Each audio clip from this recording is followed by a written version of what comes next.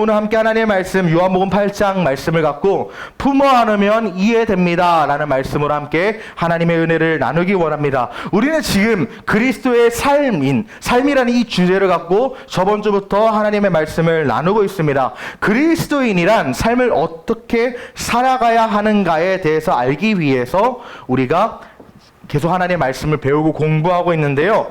우리가 그리스도인의 삶을 알기 위해서는 우리가 선제적으로 먼저 알아야 되는 개념이 있습니다. 무엇인가요? 그리스도인의 삶을 알기 위해서 먼저 알아야 되는 게 무엇일까요? 알아야 되는 게 있다면 그것은 그리스도인이란 어떤 존재인가 하는 그 개념부터 먼저 우리가 알아야지, 그것을 우리가 개념을 알지 못하면 그리스도인의 삶은 당연히 알 수가 없어요. 왜 그렇습니까? 당연한 거예요. 한국인의 문화, 한국인의 삶, 한국인의 역사 이런 걸 알기 위해서 먼저 한국 사람이 어떤 사람인가에 대해서 먼저 알아야 되지 않습니까? 그런 것처럼 그리스도인이 어떤 삶을 살아야 되는가에 대해서 우리가 알기 위해서는 먼저 그리스도인은 어떤 존재인가에 대해서 알아야 하는 것은 당연한 이치죠. 이 그리스도인, 이 헬라어라는 뭐라고 말하냐? 크리스티아노스라고 하는 게 그리스도인이라는 원어예요. 단순히 교회를 다니고 신앙을 입으로 고백하는 차원의 사람만을 이 크리스티아노스, 그리스도인이라고 말하지 않습니다. 성경에서 말하는 그리스도인이란 어떤 존재인가 하고 보니까 그리스도인은 예수 그리스도와 같이 생각하고 예수 그리스도와 같이 모든 상황에서 판단하고 예수 그리스도와 같이 행동하는 사람이 바로 그리스도인이라고 성경에서는 말하고 있어요. 그리스도가 희생하셨다면 그의 모범을 따라서 그리스도인은 희생해야 합니다. 그리스도가 사랑하셨다면 그리스도인도 그 그리스도를 따라 사랑해야 한다는 것이에요. 다른 말로 하면은 이 그리스도인이라는 말은 그리스도의 추종자, 그분을 따라 모든 것을 행하는 사람을 말해요. 우리가 저번 주에 나눴던 말씀 중에서 우리 베스도와 아그리빠 왕 이런 게 나왔죠. 아그리빠 왕이 바울에게 문책을 하면서 신문을 할 때 아그리빠 왕이 바울에게 이렇게 물어봅니다. 네가 작은 사사로운 말들로 나를 그리스도인이 되게 하려 하느냐라고 바울에게 대질문을 해요. 되물어봅니다. 근데 그때 나온 이 크리스티아노스, 그리스도인이라는 말이 야, 네가 사사로운 말로 나를 그리스도의 추종자, 그리스도의 미친 자로 만들려고 하는구나 라고 말하는 거예요. 그리스도인은 예수를 추종하는 사람입니다. 그런 면에서 자기 스스로를 그리스도인이라고 고백하는 사람은 나는 내 뜻대로 사는 사람이 아니라 예수 그리스도의 뜻대로 삽니다 하고 고백하는 것과 같은 거예요. 내가 그리스도인이다 고백하는 것은 나의 삶의 주인은 내가 아니라 예수님입니다 라고 고백한다는 사실이죠. 주 예수 그리스도를 추종하고 더 나아가서 그분을 닮은 작은 예수의 삶을 사는 게 바로 그리스도인의 삶이라는 것입니다. 삶의 모든 부분, 모든 영역이 그리스도를 닮은 사람이 바로 그리스도인이다. 그렇다면 특별히 우리가 인생을 살아가면서 이 인간관계에 있어서도 예수님을 따라 사는 삶을 살아야 되지 않을까요? 사람과 우리는 평생 태어나면서 죽을 때까지 관계를 맺으면서 살아갑니다. 태어날 때는 우리 부모와 관계를 맺고요. 조금 나이가 지나면 어린이집 유치원 가면서 친구와 관계를 맺고 학교를 다니고 직장을 다니고 여러 가지 여가 생활을 하면서 문화 생활을 하면서 수많은 사람과 우리는 관계를 맺고 살아가는데 그 관계 속에서 인간관계 속에서도 우리는 예수님을 따라 관계를 맺어야 되지 않을까요? 그러나 우리는 종종 우리의 행동을 볼 때 다른 사람을 판단하고 정죄하면서 예수 그리스도의 모습이 아닌 세상의 모습을 닮고 있지는 않습니까? 다른 사람의 행동이나 말을 보면서 아니 왜 저렇게 행동할까? 왜 저 사람은 저렇게 행동할까? 저 사람은 참 신앙이 부족한 것 같아 말하면서 교회에 다니는 사람까지도 서로 판단하면서 그리스도인끼리도 그리스도인조차 스스로 서로 판단하고 있지 않은가요? 교회 안에서, 가정 안에서 우리는 자신의 기준으로 남을 평가하고 재단하지 않습니까? 이것은 참된 그리스도인의 삶이라고 할 수 없어요. 오늘 말씀을 통해서 그리스도인은 어떻게 인간관계를 맺어야 하고 정죄와 판단이 우리 삶에 날마다 휩쓸려 오는데 그것을 어떻게 능히 이겨낼 수 있는가에 대해서 함께 말씀을 나누기 원합니다. 오늘 우리가 읽은 요한복음 8장의 말씀을 보면 예수님께서 제자들을 백성들을 모아놓고 하나님의 말씀을 가르치시는 장면이 나와요. 이제 예수님께서 성전에 올라오셔서 이스라엘 백성들을 모아놓고 자신의 제자들로도 모아놓고 하나님의 말씀을 가르치고 계시는데 백성들이 주님의 말씀을 배우고 있던 찰나에 갑자기 성전이 웅성웅성거리면서 소란스러워집니다.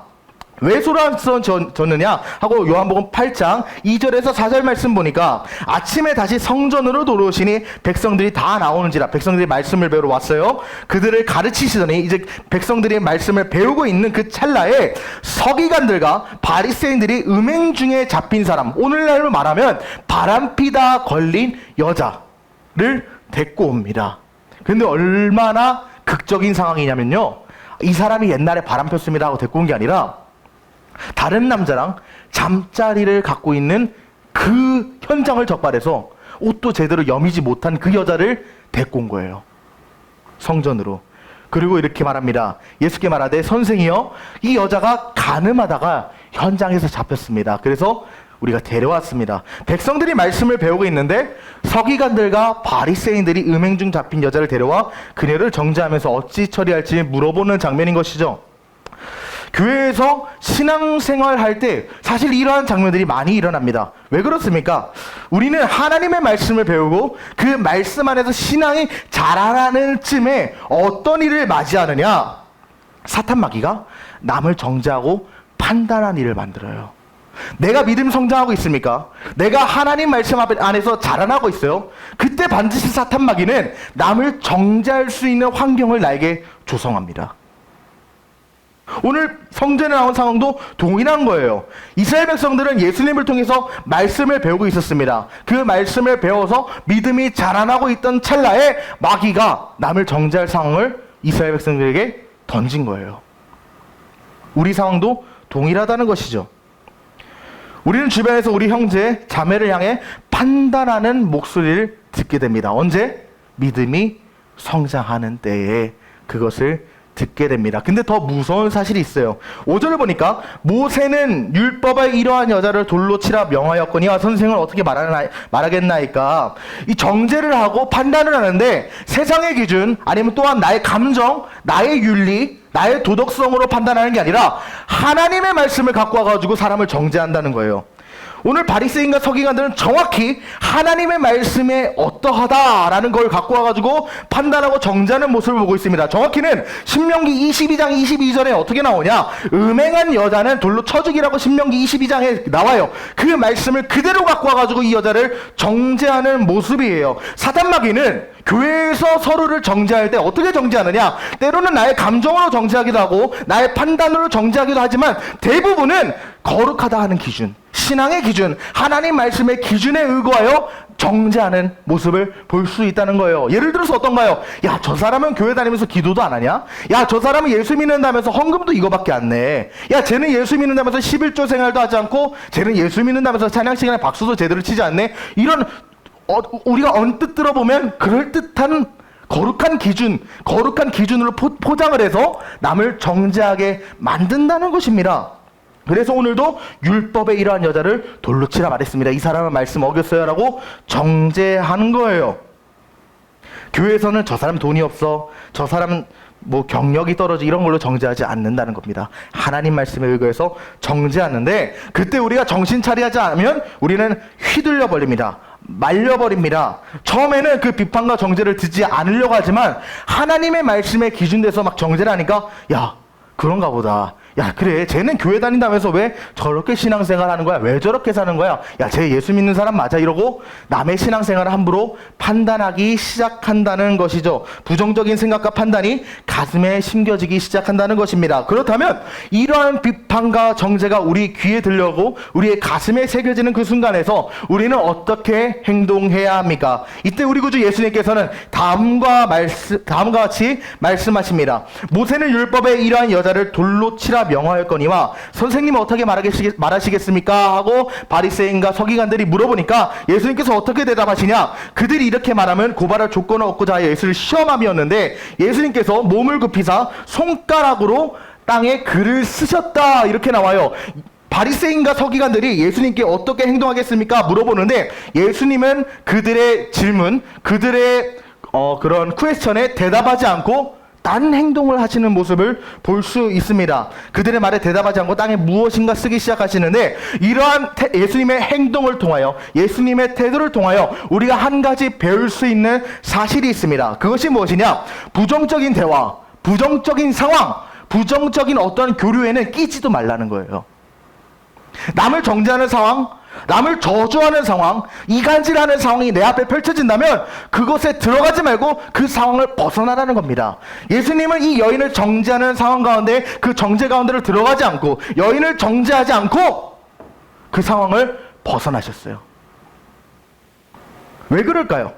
바리새인과 서기관들이 예수님께 이 여자를 어떻게 처리해야 되는가 물어본 그 진짜 이면의 이유를 보면 예수님께서 왜 이 대화에 끼지 않았는지를 더 정확히 알 수 있어요.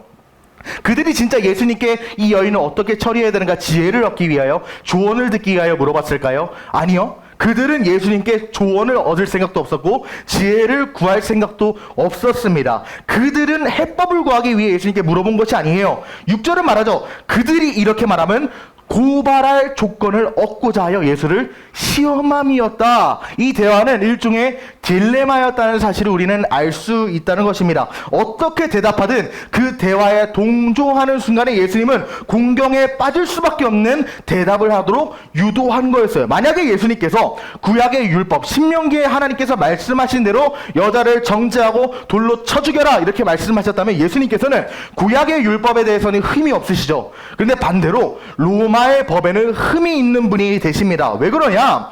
당시 로마에서는 유대 민간에게 죄를 정죄하고 사형, 죄에 대한 그 결과, 뭐라고 하죠? 이제 사형을 처리할 그 권한을 주질 않았어요. 재판할 권리도 없고 유대 민간에서 그 재판대로 판결하여 처벌할 권리도 없었어요. 그런데 예수님께서 만약에 구약의 율법대로 이 여인을 쳐 죽여라 명하셨다면 로마 법정에 서게 됩니다. 로마법을 어기시게 된 거예요. 이 바리새인과 서기관들이 예수님이 돌로 치라고 말하는 순간에 로마 법정에 넘기려는 꾀를 썼던 거예요.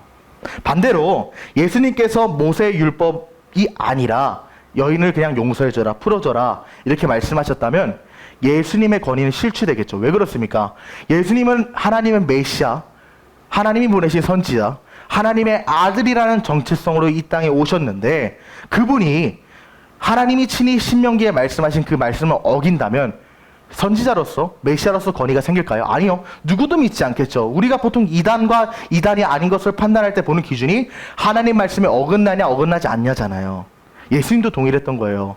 모세의 율법을 지키면 참 선지자고 이것을 어기면 거짓 선지자이기 때문에 예수님이 만약에 여인을 용서해라 풀어줘라 말하면 이 자는 가짜 선지자다, 거짓 선지자 이렇게 정죄해서 예수님의 권위를 실추시키고 선지자로서의 그 권세를 무너뜨리려는 계략이 있었습니다.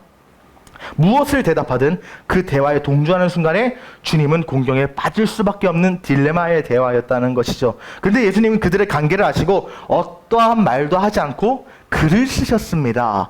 이를 통해서 우리가 알아야 되는 삶의 태도는 무엇이냐? 섣불리 편들면 안 된다는 거예요. 대화를 할 때 함부로 남의 편을 들면 안 된다는 겁니다. 사랑하는 청년 여러분, 기억하십시오. 내가 누군가의 편을 들어서 비판하는 순간 그 비판은 언젠가 반드시 나에게 돌아온다는 사실을 기억해야 합니다. 남을 욕하고 정죄하면 언젠가 나에게 올무가 되어서 돌아온다는 거예요. 우리가 한번 예를 들어서 생각을 해보자고요. A라는 사람이 있고 B라는 사람이 있는데 이 A라는 사람이 B를 정죄해요. 근데 이 정죄하고 있는 상황 가운데 내가 대화에 꼈어요. 내가 A 편을 들어주고 B를 같이 까면 지금은 재밌고 속 시원할 수 있어요. 야, 나도 B 싫어했어. 야, 걔 원래 그렇더라. 야, 나도 똑같이 느꼈어. 이러고 서로 호박씨 깔 때는 뭐 재밌겠죠. 근데 시간이 지나면 분명 일어나는 일이 있습니다. 무엇인가? A는 분명히 당신을 욕하게 될 거예요. 반대로 A라는 사람이 B라는 사람을 정죄하는 상황 가운데서 내가 B의 편을 들잖아요. A는 그날부터 내 적이 됩니다. B를 욕할 땐 내 욕도 같이 해요. 누구의 편도 들면 안 됩니다. 예수님께서는 지금 이 상황 가운데서 여인의 편도 들지 않고 바리새인과 서기관들의 편도 들지 않고 하나님께 지혜를 구하며 그 상황을 피하셨어요. 남들이 정죄하는 상황 가운데 있습니까? 남의 그 허물을 들춰내고 남을 비판하는 대화 속에 이 시간 내가 들어가게 되었습니까? 이 시간 주님의 이름으로 강건하여 축복하기는 그 자리를 하루빨리 벗어나십시오. 벗어나는 것이 지혜예요. 마태복음 7장에서는 우리에게 이렇게 말합니다. 비판을 받지 아니하려거든 비판하지 말라. 너희가 비판하는 그 비판으로 너희가 비판을 받을 것이요 너희가 헤아리는 그 헤아림으로 너희가 헤아림을 받을 것이다. 사실 우리는 남들에게 비판한 그 잣대를 내 스스로에게 드러냈을 때 떳떳한 사람은 세상에 존재하지 않아요. 야, 쟤는 왜 저렇게 살아? 이렇게 말해놓고 1년 뒤에 아니면 1년도 아니야 한 달 뒤에 내 모습 보잖아요. 저 사람이 했던 짓 나도 그대로 하는 거 볼 수 있어요. 내가 비판하면 그 비판이 그대로 나에게 돌아온다는 겁니다. 그러므로 절대로 남을 비판하면 안 된다는 거예요. 누군가를 정죄하고 욕하는 자리, 조롱하고 비방하는 자리에는 가지도 말고 어쩌다가 그런 이야기가 내 주변에서 시작됐다면 지혜롭게 그 자리를 벗어나십시오. 예수님께서 이렇게 그들의 대화에 동조하지 않자 그들이 어떻게 반응하는지를 한번 보겠습니다. 요한복음 8장 6절에서 9절 말씀을 보니까 한번 같이 읽어볼까요? 시작! 그들이 이렇게 말하면 고발할 조건을 얻고자 하여 예수를 시험함이 이러라. 예수께서 몸을 굽히사 손가락으로 땅에 쓰시니 그들이 묻기를 맞이 아니하는지라. 이에 일어나 이르시되 너희 중에 죄 없는 자가 먼저 돌로 치라 하시고 8절입니다. 다시 몸을 굽혀 손가락으로 땅에 쓰시니 그들이 이 말씀을 듣고 양심의 가책을 느껴 어른으로 시작하여 젊은이까지 하나씩 나가고 오직 예수와 그 가운데 섰는 여자만 남았더라. 바리새인과 서기관들이 계속적으로 여인의 죄를 들추면서 예수님을 압박하는데 예수님께서는 다음과 같이 말씀하십니다. 죄 없는 자가 먼저 돌로 치라. 예수님께서는 죄를 그냥 덮어주거나 모른 척 하지는 않으셨어요. 주님께서도 여인의 죄가 있었음을 인정하셨습니다. 왜 그렇습니까? 돌로 쳐라. 그래, 쟤는 돌로 쳐 죽임 마땅하다. 그런데 거기에 조건이 붙었죠. 전제 조건이 무엇입니까? 돌로 쳐 죽임 마땅한 여인이지만 너희 중에 저 여인을 치고자 한다면 죄가 없는 자만 쳐라. 이 말씀 이면에 깔린 진짜 뜻이 무엇입니까? 너희는 가늠한 자가 아니니까 너희는 이 여인과 같은 죄인이 아니니까 돌로 쳐 죽여라 이런 말일까요? 아니죠. 죄 지은 건 맞다. 이 여인은 하나님의 말씀을 어긴 죄인이기 때문에 돌로 쳐 죽임을 당해도 할 말이 없는 죽어마땅한 죄인이 맞다. 근데 너는 어떠하냐? 너는 하나님의 말씀 다 지킨 자 맞느냐? 너는 진짜 이 여인을 정죄할 정도로 거룩하고 깨끗한 사람이라고 말할 수 있는 사람이 되느냐? 여러분들에게 질문합니다. 여러분은 누군가를 정죄하고 판단할 만큼 의로운 사람이 되십니까? 그렇게 거룩한 사람이 되십니까? 우리는 기억해야 합니다. 남을 향한 정죄의 마음, 비판의 마음이 울려올 때 나는 비판할 자격이 없다. 나는 정죄할 정도로 거룩한 사람이 아니다라는 사실을 스스로에게 상기시키고 스스로에게 각인시켜야 돼요. 내가 남을 판단하고 심판할 만큼 나는 의로운 존재가 아니라는 사실, 깨끗한 자가 아니라는 사실을 기억해야 합니다. 오직 사람을 판단하고 정죄할 능력과 자격이 있으신 분은 흠과 티가 없으신 하나님밖에 없어요. 우리는 남을 정죄할 자격이 없습니다. 그 사실을 기억해야 되는데 그 사실을 기억하기 위해서 우리가 무엇을 해야 하는가? 내가 얼마나 죄인인가, 내가 얼마나 더럽고 추악한가에 대한 객관적인 내 스스로의 정체성을 먼저 봐야 돼요. 우리는 얼마나 죄인입니까? 우리는 하나님의 아들이 죽지 않으면 이 죄악의 문제가 해결되지 않을 정도로 더러운 자들입니다. 사랑하는 여러분, 하나님이 우리의 죄를 해결하기 위해서 자신의 아들을 버리셨는데 우리 한번 생각을 해보자고요. 하나님이 우리의 죄악을 위해서 자신의 아들이 이 땅으로 보내셨는데 기쁜 마음으로 보내셨을까요? 가치 없고 매일 실패하고 매일 죄악 가운데 넘어지는 우리를 구원하기 위하여 자신의 아들을 죽이겠다 말씀하셨는데 그 말씀하시고 우리 구원하시겠다는 사실 앞에서 기뻐 웃으며 춤을 추셨을까요? 아니요. 하나님은 사랑이시고 자비가 넘치고 은혜로우시고 좋으신 하나님이니까 쉽게 용서했을 거라고 생각하지만 결코 우리를 쉽게 용서하신 분이 아니십니다. 우리는 매일 하나님의 사랑만 강조한 나머지 하나님께서 그 아들을 보내셨을 때 얼마나 많은 슬픔과 얼마나 많은 고통과 얼마나 많은 아픔 가운데 그 아들을 포기하시고 버리시고 그 아들이 이 땅에 십자가에 못 박으셨는지 생각하지 않는 경향이 너무도 많아요. 너무 하나님의 사랑만 강조한 나머지 하나님 사랑의 그 깊이에 대해서 알지 못한다는 거예요. 여러분들 배신당한 경험 있으세요? 의지했던 사람이 나를 배신하는 경험 있으십니까? 그때 느껴지는 감정이 뭔지 아세요? 제가 정말 믿었던 한 사람이 있었어요. 제가 정말 의지하고 이 사람과는 내가 평생 함께 갈 수 있겠다라고 생각했던 믿음의 동역자였어요. 사역적으로 날마다 호흡 맞추면서 이 사람 평생 갈 수 있겠다 이렇게 생각하면 좋은 동역자였고, 내가 이 사람은 다른 사람은 못 믿어도 이 사람은 믿는다 했던 사람이었어요. 그런데 어느 날 이런 말이 저에게 들려옵니다. 이 사람이 뒤에서 날 욕하고 다닌다고 하더라고요. 차라리 내가 뭘 잘못해서 그 잘못을 들춰내는 거면 이해를 하겠는데 그 욕하는 내용을 들어보니까 저는 이해가 되지 않았어요. 나를 욕하고 다닌다고 하고 후에는 온갖 모욕과 아픔을 저에게 줬습니다. 경험한 분들은 알겠지만 믿었던 사람들에게 배신당하는 감정 말로 형언할 수 없어요. 가슴이 찢어지다 못해 무너집니다. 가슴이 아려요. 진짜 아픈 게 느껴질 정도로. 내가 배신을 당했기 때문에 그 사람을 미워하고 저주하는 게 마땅한데도 불구하고 내가 사랑하고 의지했던 사람이 나를 배신했다는 사실 때문에 저주할 힘도 없고 한동안 멍해져요. 근데 여러분들에게 물어봅니다. 여러분은 내가 그렇게 믿었던 사람이 날 배신했을 때 그 사람 용서할 수 있습니까? 용서를 넘어서 그 사람 사랑할 수 있습니까?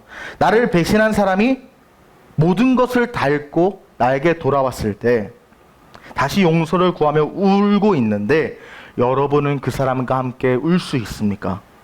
그 사람을 위해 다시금 기회를 주고 기회를 주는 것도 모자라서 내 시간, 돈, 그의 많은 희생을 감수할 수 있습니까? 저를 배신했던 그 사람이 저에게 다시 찾아왔어요. 울면서 미안하다, 용서를 구하는데 주변 사람들이 저한테 막 물어보더라고요.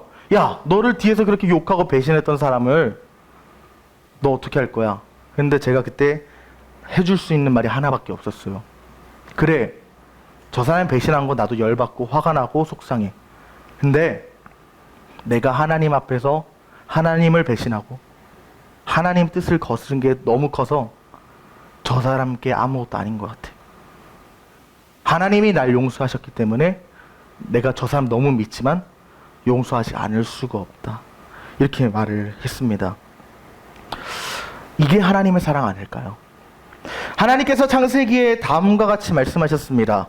내가 너로 여자와 원수가 되게 하고 내 후손도 여자의 후손과 원수가 되게 하리니 여자의 후손은 내 머리를 상하게 할 것이요 너는 그의 발꿈치를 상하게 할 것이라. 여기서 너는 사탄을 말합니다. 인간에게 죄악과 유혹을 심겨준 이 사탄을 말하는데 이 사탄의 머리를 박살내고 이 사탄의 권세를 무너뜨릴 그 자, 여자의 후손을 통해 나게 하겠다. 이것은 예수 그리스도를 상징하는데 이것을 우리는 원시복음, 원복음이라고 합니다.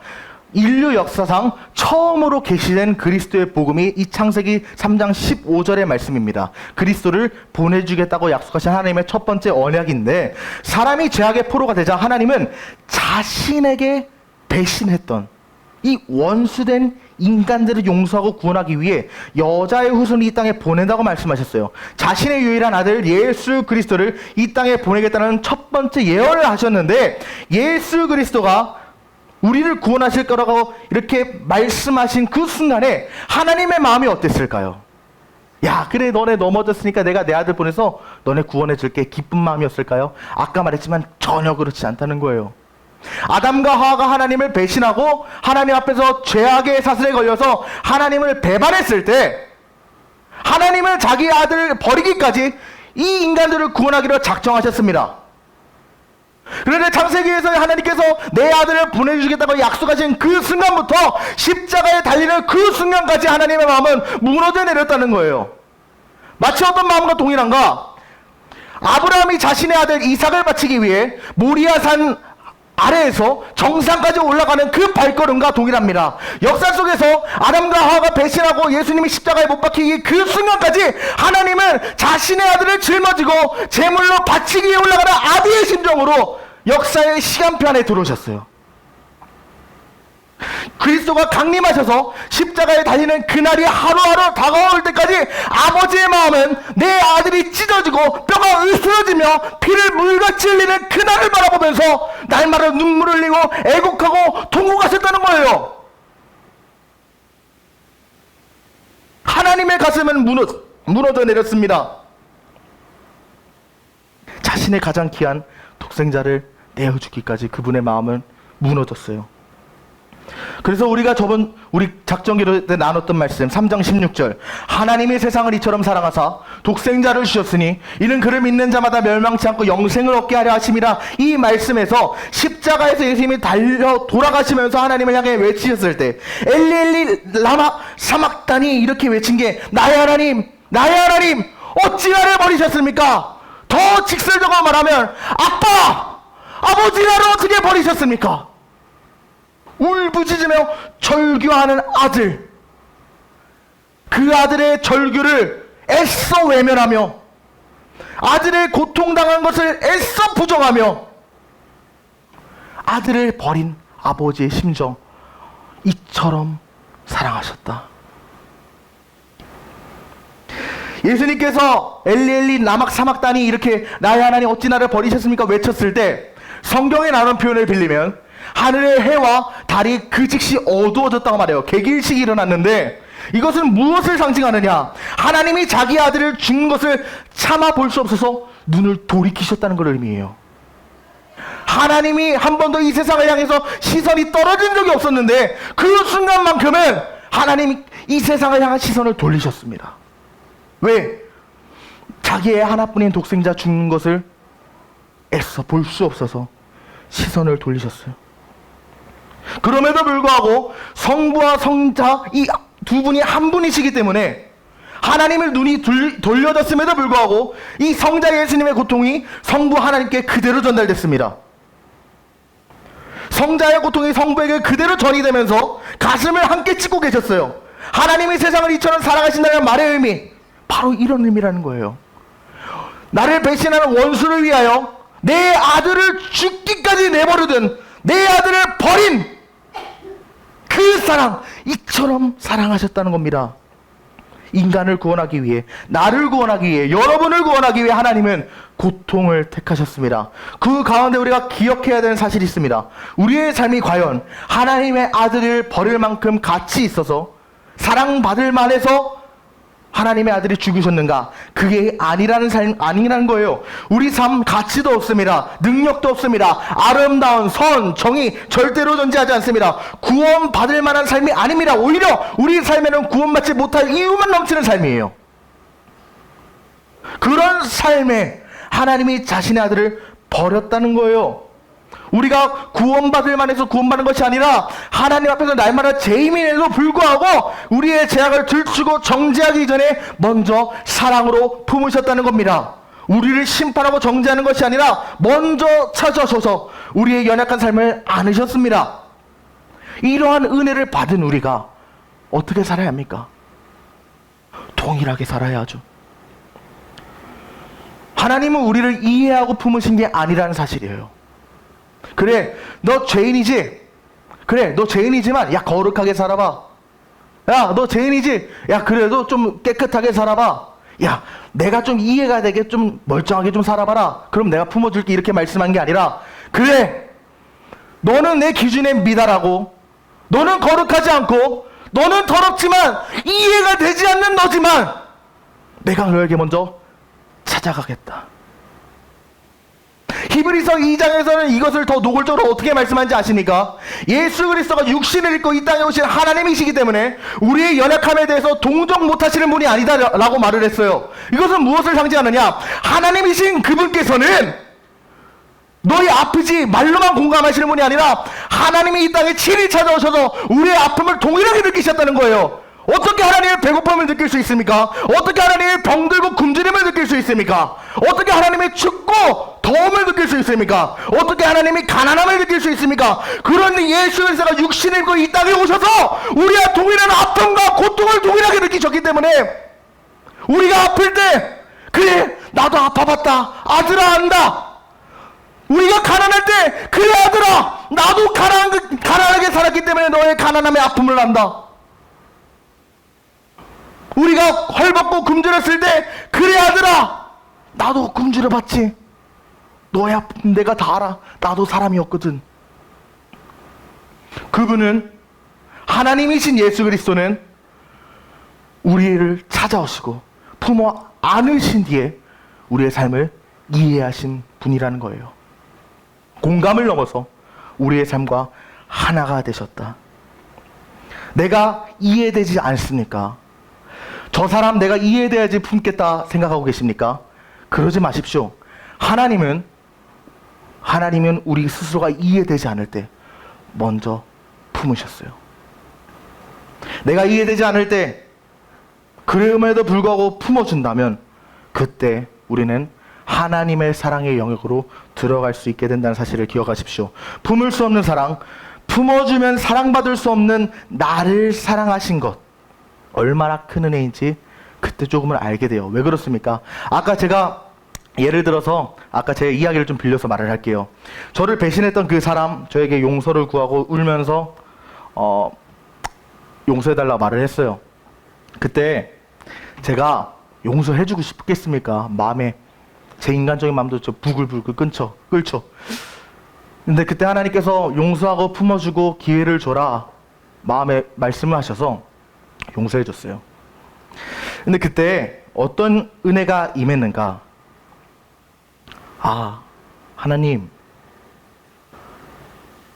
당신이 죄인을 위해서 아들을 내어주신 게 이런 거였군요. 나는 이 사람 위해서 나를 배신한 이 사람 용서하기 위해서 내 마음 하나 내주는 것도 이렇게 힘든데 하나님은 자기를 배신한 우리를 위해 자기 아들을 내어주신 그 고통과 아픔이 100% 알 수는 없겠지만 조금은 알 것 같습니다. 하나님 나 쉽게 용서하신 거 아니군요. 우리는 이해될 때 품는 것이 아니라 품을 때 그분의 사랑을 이해하게 됩니다. 이렇게 하나님의 사랑 안에 잠기기 시작하면 우리는 이제 큰 변화를 맞이하게 돼요. 얼룩이 아니라 상처를 보게 됩니다. 예전에는 내가 저 사람을 정죄하는 데만 그쳤다면 이제는 저 사람의 죄악이 얼마나 더러운지에 집중하기보다 이 사람이 그 죄악의 저주 가운데 얼마나 아파하는지에 집중하게 돼요. 우리가 어린 시절 운동장에서 뛰놀다가 넘어져서 온몸이 흙탕에 굴렀다고 생각을 해보자고요. 다쳐가지고 막 피가 머리에 깨져서 질질 흐릅니다. 그 상태에서 저희 엄마 저기 있는데 저희 엄마한테 달려가서 울어요. 그러면 부모님은 어제 새로 산 옷이 더러워졌다고 화낼까요? 아니면 머리 깨졌다고 이 피나는 거에 속상해 할까요? 피나는 거에 속상해 하죠. 여러분, 품에 안으면 그 사람이 얼마나 더러워졌는가에 집중하지 않습니다. 내가 저 사람을 나의 사랑이라고 인식해서 그 사람을 품어 안잖아요. 그 사람이 아무리 더럽고 아무리 옷이 찢어졌고 아무리 오염됐을지라도 그것을 보는 게 아니라 그 죄악 가운데 이 사람이 얼마나 상처 입었는가에 집중하게 돼요. 품어주면, 그 사람을 사랑하면 얼룩이 아니라 상처를 보게 됩니다. 이해가 안 되어 품을 수 없다는 우리가 품어보니 이해가 되고 이해를 넘어 그 사람을 위해 울어주는 기적을 맞이하게 된다는 것이죠. 그러나 여러분, 죄악보다 아픔에 집중하라는 것에 우리가 놓치지 않아야 되는 한 가지 사실이 있습니다. 이것은 죄를 덮어주라는 말이 아니라는 거예요. 죄는 회개할 수 있도록 하나님의 말씀으로 지도하는 것이 교회의 사명이기 때문에 절대로 덮어서는 안 됩니다. 그러나 정죄하기 이전에 그 사람이 그 죄악 가운데 얼마나 방황하고 고통스러워하는가에 대해서 먼저 집중하고 가슴 아파하는 것이 하나님 아버지의 마음 아니겠습니까? 아들과 딸이 길을 잃었을 때 길을 잃은 것에 먼저 화를 내기보다 아들과 딸 어디 있는지 찾으며 방황하는 것이 아버지의 마음 아니겠어요? 그분을 따르는 그리스도인이라면 그 아버지의 마음을 품어야 합니다. 때때로 우리는 죄에 대한 혐오와 죄인에 대한 혐오, 이것을 구분 못하고 있지 않습니까? 죄는 미워하되 사람은 미워하지 말라는 말처럼 우리는 그 사람이 죄악과 문제 가운데 허덕이고 있지만 그 사람 자체를 정죄하고 있지는 않았나요? 죄는 배척해야 됩니다. 죄는 몰아내야 됩니다. 하지만 우리가 죄인까지 배척하진 않았습니까? 정죄하진 않았습니까? 예수 그리스도께서 우리의 삶을 동정하시고 우리의 삶에 찾아가 우리의 아픔을 아셨던 것처럼 우리도 그 죄인의 삶에 찾아가 그 죄의 아픔에 동정하고 공감하고 같이 우는 모습이 필요하다는 거예요. 품으십시오. 그럼 이해됩니다. 그 다음에 우리가 무엇을 해야 합니까? 우리가 사랑으로 품어서 이해를 하고 그 사람의 얼룩보다 그 사람의 상처에 집중한 다음에 무엇을 해야 합니까? 이제는 치유가 필요합니다. 오늘 우리가 읽은 10절과 11절에서 이렇게 말합니다. 예수께서 일어나서 여자 외에 아무것도 없는 것을 보셨다고 했어요. 여자 외에 아무것도 없는 것을 보고 이르시되 여자여 너를 고발하던 그들이 어디 있느냐? 너를 정죄한 자가 없느냐? 대답하되 주여 없나이다. 예수께서 이르시되 나도 너를 정죄하지 아니하노니 가서 다시는 죄를 범하지 말라. 실패한 나에게 다시금 기회를 주시는 예수님을 기억하여서 우리도 정죄가 아닌 새로운 기회를 그 사람에게 줘야 된다는 거예요. 예수님께서는 단순히 나도 너를 정죄하지 않는다로 말씀을 끝내지 않으셨습니다. 그 다음에 이어진 말씀, 다시는 가서 죄를 범하지 말라고 새로운 기회를 주셨다는 거예요. 예수님이 이 여인에게 회복과 함께 다시금 발로 내디뎌서 일어설 수 있는 기회를 주셨습니다. 예수님이 이 여인에게 회복시키는 사랑을 주신 거예요. 여러분들, 제가 여러분들에게 축복하기는 주변의 사람들이 죄의 유혹에 빠져서 실수하는 것을 우리는 날마다 봅니다. 그리고 때로는 그 모습이 우리의 모습이기도 하죠. 그때마다 우리는 정죄하는 것이 아니라 다시금 하나님의 말씀으로 살 수 있도록 새로운 기회, 새로운 시작을 그들에게 허락해야 합니다. 제가 이번 말씀을 준비하면서 여러 가지 많은 상황들이 저한테 지금 펼쳐져 있는데 그 상황들을 말씀에 투영하면서 생각을 해봤어요. 용서 어렵죠?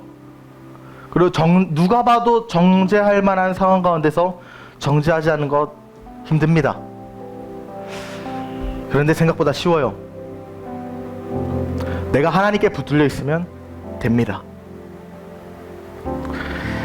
우리는 살면서 날마다 판단과 정죄가 삶에 밀려오는데 그 판단과 정죄를 밀어낼 수 있는 유일한 힘이 무엇이냐? 하나님의 마음이에요. 하나님의 마음. 우리가 오늘 마지막으로 불렀던 찬양 무엇입니까? 아버지 당신의 마음이 있는 곳에 나의 마음이 있기 원합니다. 당신의 눈물이 고인 곳에 나의 눈물 고이기 원합니다. 당신이 바라보는 영혼에게 나의 두 눈이 향하기 원합니다. 당신이 울고 있는 어두운 땅에 나의 두 발이 향하기 원합니다. 나의 마음이 된다면 하나님의 마음은 상관도 안 해요. 나의 마음이 임한다면 하나님이 눈물 흘린 곳에 나는 눈물 흘리지 않습니다. 나의 마음만 있다면 하나님이 바라보는 영혼에게 내 두 눈이 향하지 않아요. 나의 마음만 있다면 하나님 울고 있는 어두운 땅을 우리는 대격하고 배척하고 조롱하고 정죄할 뿐입니다. 그러나 하나님 아버지의 마음이 내게 임해서 자녀를 잃어버린 아버지의 마음이 내게 임한다면 우리는 더 이상 정죄하는 것이 아니라 잃어버린 내 형제, 내 잃어버린 자매 찾기 위해서 발버둥하지 않겠습니까? 하나님의 마음을 구하십시오. 정죄가 여러분 삶에 임하십니까? 날마다 판단하고 있습니까? 그것을 이겨낼 것은 하나님의 마음밖에 없어요. 하나님 아버지의 마음이 정죄 가운데 있는 여러분들을 회복과 다시 새로운 시작의 길로 인도할 것입니다.